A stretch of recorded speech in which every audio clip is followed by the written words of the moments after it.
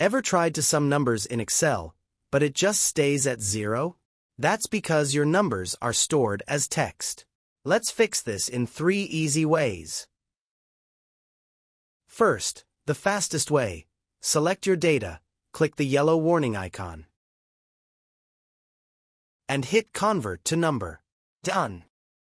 If that icon doesn't show up, try this. Type 1 in any cell and copy it. Select your text data, right-click, choose Paste Special. Select Multiply, and click OK. Now they are real numbers. Still stuck? Use Text to Columns. Select your data, go to the Data tab, click Text to Columns, and just hit Finish. It's like magic. Which method is your favorite?